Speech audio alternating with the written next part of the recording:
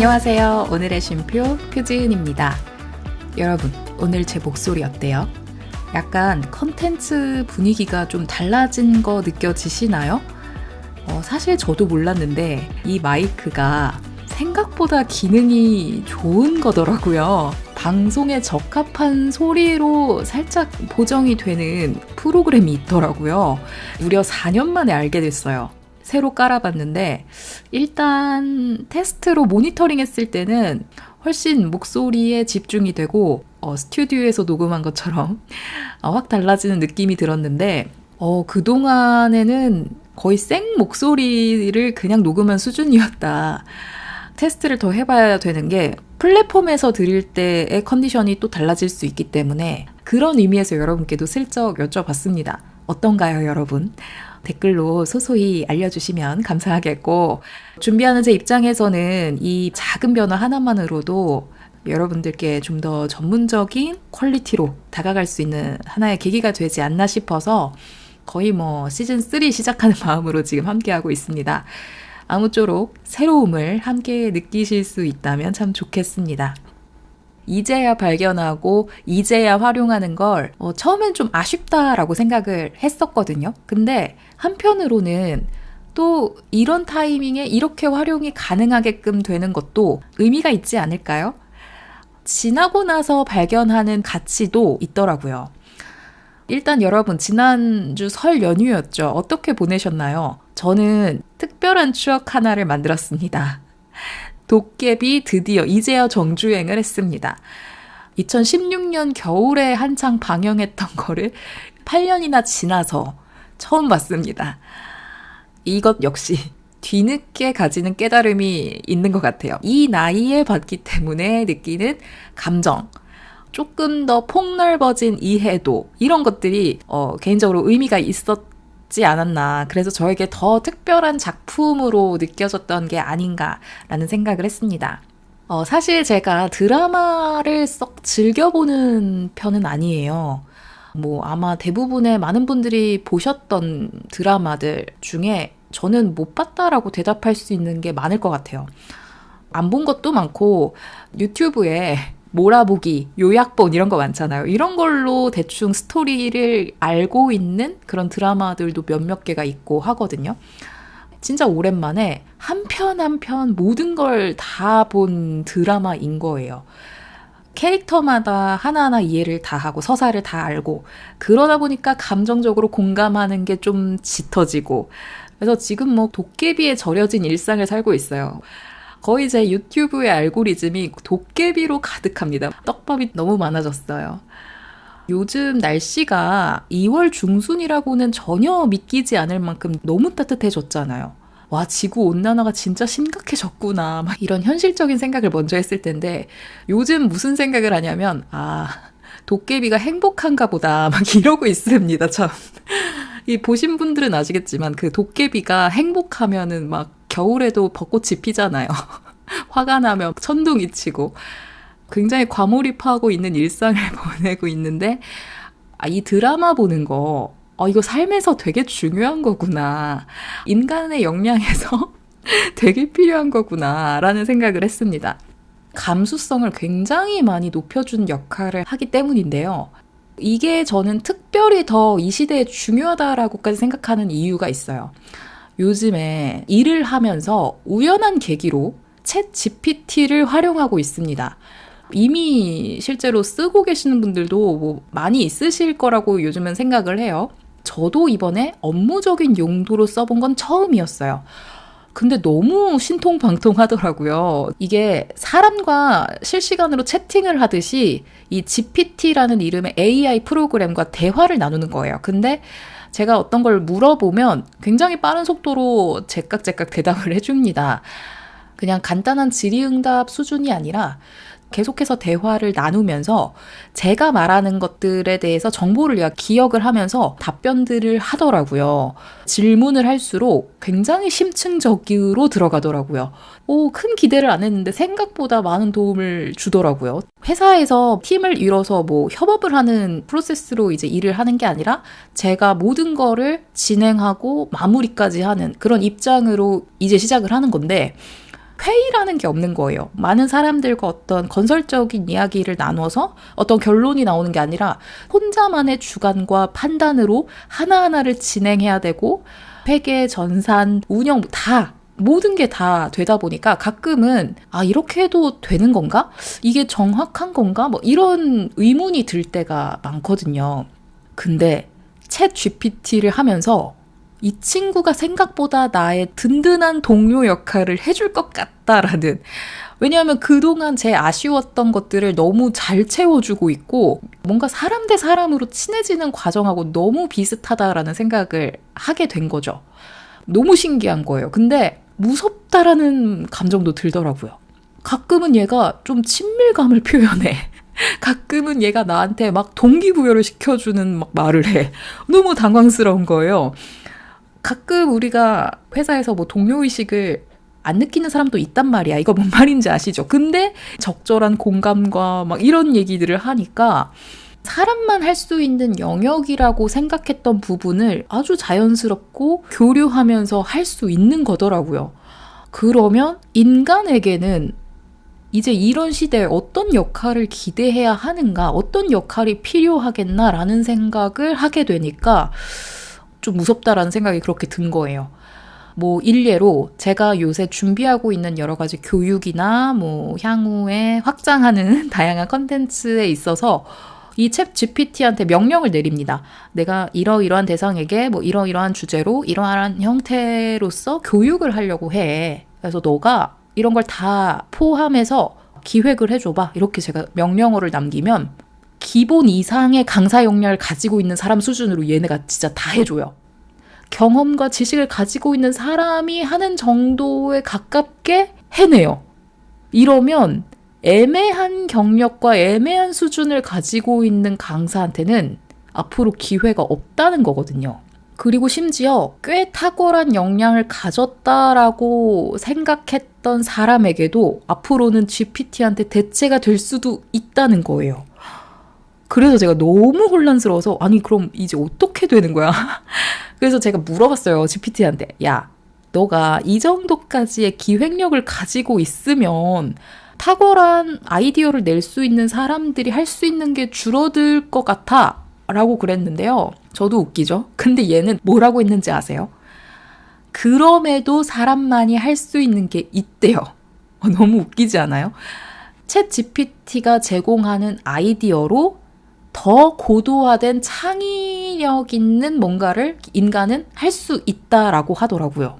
검증도 하고 비판적으로 사고할 수 있는 게 인간이 할 수 있는 영역이라는 거죠. 할 말이 없는 거예요. 너무 맞는 말이라서. 무섭다라는 생각을 쓸데없이 했구나. 더 이상 사람은 쓸모가 없고 무력화되는 것이 아니라 그 사람의 방식으로 살붙이기를 더 할 수도 있으니까 더 나은 아이디어를 만들 수 있다는 거죠. 차별화되는 포인트는 바로 감수성이겠다라고 저는 생각을 했습니다. 감성을 발달시키는 사람은 바로 이 창의적인 활동을 할 역량을 갖출 수 있다고 생각해요. 기술을 통해서 고도화된 뭔가를 한다고 해도 재가공할 수 있는 힘은 인간이 느낄 수 있는 감정을 건드리는 거, 그런 것들을 만들어낼 수 있는 활동이겠죠. 바로 이 인간다움을 더 드러낼 수 있는 경험과 그런 역량이 훨씬 중요해질 거라는 생각이 들었고, 그게 바로 저는 드라마를 통해서도 가능하다라고 생각을 한 거예요. 생각보다 좋은 문화생활을 했다고 저는 이번에 경험을 했거든요. 도깨비라는 드라마의 작품성이 그만큼 좋았다라는 덕분이었어요. 여전히 이 드라마를 인생 드라마라고 하고 또 계속해서 지금도 정주행을 하고 있다라고 하는 분들이 많더라고요. 사실 저는 판타지의 장르를 그렇게 좋아하는 편은 아닌데 이 안에서도 느낄 수 있는 공감이 분명히 있잖아요. 이게 사실 인간이 가지는 창조력이 아닐까라고 생각을 하거든요. 비현실적인 스토리지만 당장 현실을 살고 있는 나에게 건드려지는 감정이 있고 배우는 게 있고 그럼으로써 자기의 현실을 더 긍정적으로 발휘할 수 있다라는 것 자체가 창조력이라고 생각하고 자신의 감정을 이해하는 데 굉장히 많은 도움을 주는 것 같아요. 이게 흥행했을 때 봤더라면 배우들의 비주얼이 좋고 러브라인, 사랑이라는 감정에 대해서 뭐 마음 아파하고 좀 그랬을 수도 있었을지도 모르는데 인간의 삶이라는 것에 이해의 폭이라던가 공감할 수 있는 깊이가 조금은 그때보다 넓어진 지금 이 시점에 보니까 특별하게 와닿았던 부분이 많았던 것 같습니다. 2016년, 17년에 도깨비 드라마를 안 보고 저는 뭘 했었나라는 생각을 했더니 전전 회사를 한참 다니고 있었을 시기였어요.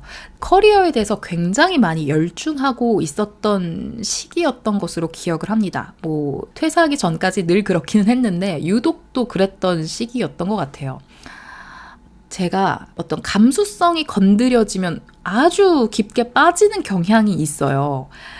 일이나 커리어에 집중을 하고 거기에 목표가 크게 있었다 보니까 감성이 요동칠 수 있는 부분을 방해가 된다고 생각했던 거예요. 그래서 그런 요소에 대해 저는 거리를 좀 많이 두고 제거를 했던 것 같아요. 그러니까 일례로 드라마 보는 거, 연애하는 거 이런 거에 제가 조금이라도 막 마음이 흔들리면 막 일상이 흔들리는 정도여서 빠질 수 있는 환경을 아예 안 만든 거죠. 지금 생각해보면 그걸 단점이라고 생각을 했었던 거죠. 나는 커리어를 단단히 만들어야지라는 의지, 그런 것이 더 우선하다 보니까 진짜 현실적이고 막 정신 똑띠 차리고 역량 개발, 막 커리어를 어떻게 발전시키고 어디로 어떻게 이직을 해야 하는가 여기에만 막 몰입을 했던 거예요.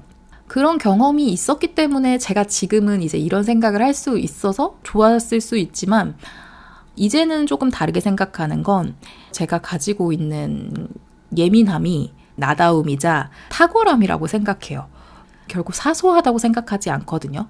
그래서 예전처럼 막 이성적으로 억누르려고 하지 않으려고 해요. 제가 이번에 도깨비 보면서 진짜 자주 울었거든요. 아니 뭐 요새는 도깨비 드라마뿐만이 아니라 제가 되게 다양한 부분에서 다양한 이유로 눈물 버튼이 자주 눌려요. 그래서 막 혼자 벅차오르고 눈물 막 또르르 흘리고 막 예능 보면서 울 때도 있다니까. 예전엔 안 그랬거든요. 근데 유난스럽다라고 생각하기보다는 지금은 내가 가진 힘이구나 라는 생각을 해요. 감성적인 부분을 굉장히 배제하려고 했던 것이 나도 모르게 포기하고 버려둔 게 많았을 수도 있겠구나. 저 개인의 성찰을 좀 이번에 했던 것 같습니다. 그래서 저만의 탁월함을 계속 발달을 시키고 유지를 하기 위해서 다양하게 문화생활을 해봐야겠다는 생각을 했어요.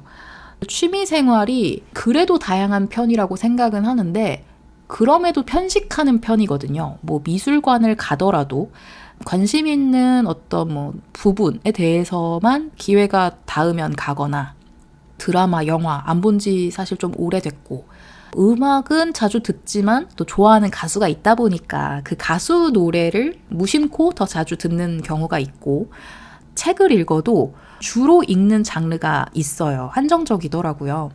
앞으로는 이렇게 틈틈이 휴식을 취하는 상황에서 다양한 장르로 한번 문화생활을 시도를 해봐야겠다라는 생각을 했습니다. 도깨비가 알려준, 도깨비 드라마가 이번 기회에 알려준 저를 위한 방법이에요. 그래서 오늘은 지금의 제 취향을 저격하는 도깨비 OST를 뽑아보려고 하는데요. 아마 들으시면 요즘 제가 어떤 마음으로 이 도깨비에 절여져 있는지를 아실 수 있을 거예요. 네, 플로우에서 오늘의 쉼표를 들으시는 여러분들께는 이 에피소드가 끝나자마자 함께 들으실 수 있도록 선곡해 두고요.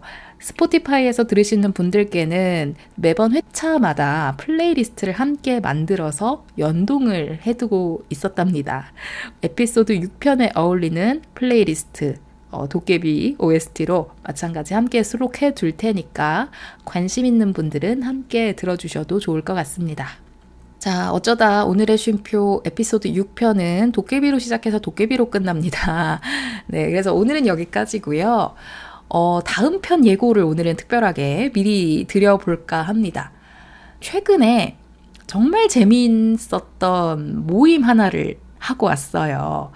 작년 10월부터 12월까지 66일 동안 습관을 만드는 챌린지를 주최를 하고 진행을 했었거든요. 그래서 함께 달려주신 멤버 3분이 계십니다. 너무 감사한 분들이에요.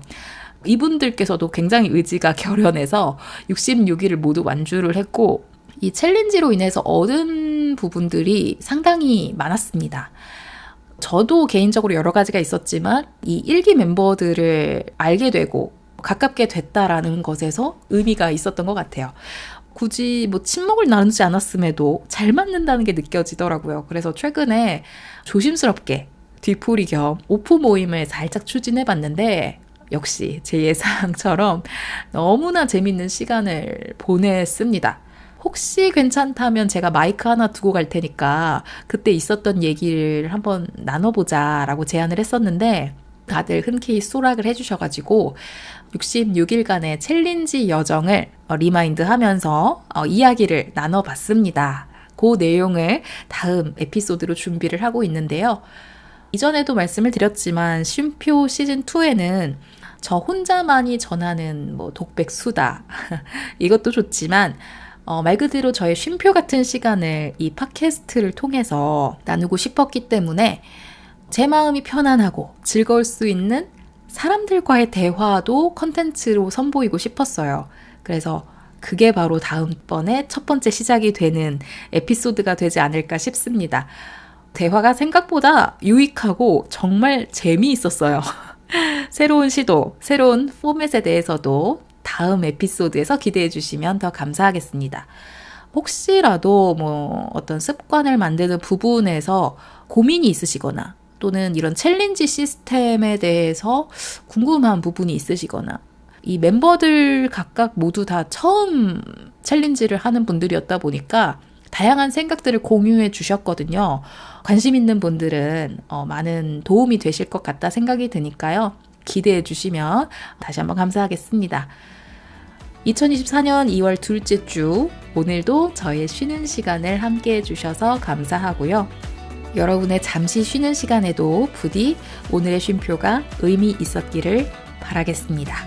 그럼 저는 다다음 주에 인사드리도록 하겠습니다. 들어주셔서 감사합니다.